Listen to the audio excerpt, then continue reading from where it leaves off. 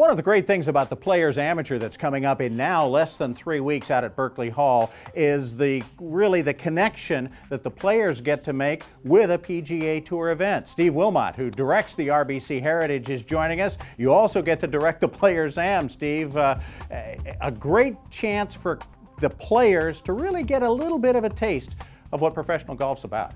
Well, thank you for having me, and you're absolutely right. You know, when Duke Delcher and Tom McKnight came up with this idea of the Players Amateur, it was for the players. All we ask of the players are to come. Everything else is taken care of, from accommodations to food and beverage. Great golf, great experience, and then also at the end of the day, they have an opportunity to get an exemption into the RBC Heritage in April. So it's really has elevated that event, but it's been a great relationship and a builder for the Heritage Classic Foundation. Yeah, that's a nice icing on the cake, is the opportunity maybe to play with the pros at the RBC Heritage.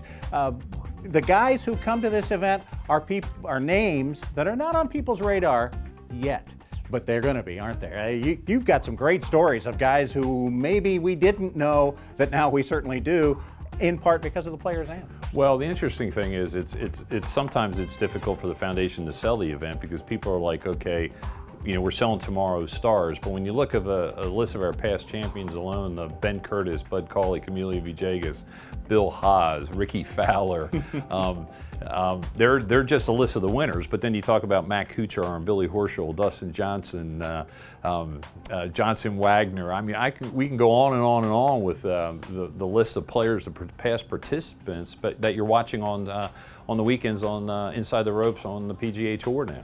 It's like a list of who's who, isn't it? Yeah, it really is. It's a great list of folks. Not Justin Rose; he was still playing over in England, and he was a hot shot over there at the time. But tell us how people can get involved. People here on the island and in the Low Country can still get involved with the tournament again, coming up July 11th, just a little more than 3 weeks from now. Well, it's free to the public, and obviously being in Berkeley Hall is a wonderful, wonderful community and a great facility for these players. But it does open their doors to have these spectators out there. But we do have a contestant am on Wednesday of the tournament. We pair amateurs with the contestant, and you get to play with these future players. But there are some sponsorship opportunities as well. We as the Heritage Classic Foundation, it's about amateur golf and giving opportunities for these amateurs, but it's also about giving back, and our efforts are to give back to charity as much as we can as well. Yeah, certainly.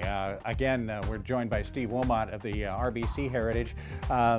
You've got a story or two, I'm sure, to tell about guys who were under the radar, who have now decided the RBC Heritage is always going to be on their calendar because of their participation and their first visits here in the Low Country. Well, the interesting thing about it is we're getting a chance, and myself personally, to get to know these players. You know, at the next level at the Heritage, our focus is, yes, we deal with the players, but the week of the event is more about the sponsors and the spectators, and the players kind of go about their way. We as the Heritage Classic Foundation, we're able to sit down with these gentlemen and get to know them, which in turns, when I have a need or we have a need at the next level, these guys are more than happy to go out and do some things for us. We've had clinics out at Berkeley Hall the week of the Heritage, RBC Heritage, with some of these players.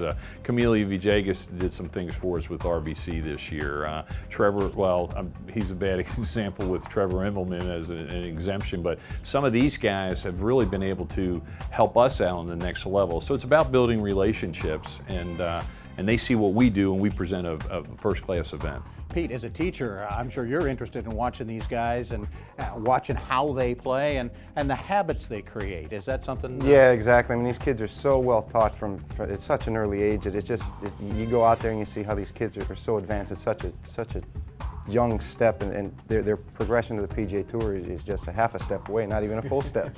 Everybody has an entourage, even at this age, don't they, Steve? Well, it's interesting, and certainly some of them do travel with their parents, and you'll see a lot of different representatives there. There's usually a few agents wandering around. There's some manufacturers around as well. But the neat thing that happens to us too is a lot of these players, in wanting to get to the next level, myself and the foundation, we're not looking for anything other than building these relationships. They'll reach out to myself and say, you know, I'm thinking of turning pro. You know, what do you think of this agency and this agency, or what's the next step? You know, how do I write letters to tournament directors and exemptions? And I'm more than happy to do that because it helps us in April. And again, these are great kids, you know, growing up playing a wonderful game of golf, and it's been a great relationship.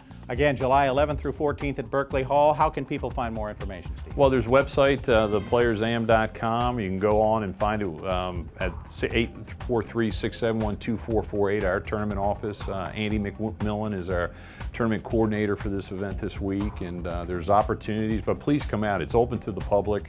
There's some great golf out there, and you're going to be able to watch tomorrow's stars. Thanks so much, Steve, for joining us. We've got much more ahead as Golf Center continues.